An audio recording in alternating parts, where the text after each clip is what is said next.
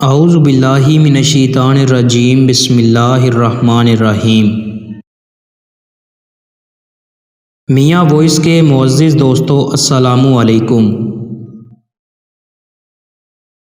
نبی کریم صلی اللہ علیہ وآلہ وسلم نے ارشاد فرمایا، کوئی ایسا مسلمان نہیں جو کوئی دعا کرے جس میں گناہ اور قطع رحمی نہ ہو، مگر اللہ تعالیٰ اس دعا کے سبب اس کو 3 چیزوں میں سے ایک ضرور دیتا ہے۔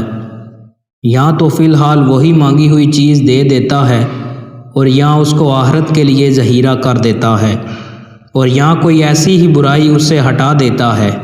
صحابہ رضی اللہ تعالیٰ عنہ نے عرض کیا کہ اس حالت میں تو ہم خوب کثرت سے دعا کیا کریں گے۔ آپ نے فرمایا، اللہ تعالیٰ کے یہاں اس سے بھی زیادہ عطا کی کثرت ہے۔ نبی کریم صلی اللہ علیہ وآلہ وسلم نے ارشاد فرمایا کہ تم میں سے ہر شخص کو اپنے رب سے سب حاجتیں مانگنا چاہیے، یہاں تک کہ اس سے نمک بھی مانگے اور جوتی کا تسمہ ٹوٹ جائے وہ بھی اسی سے مانگے۔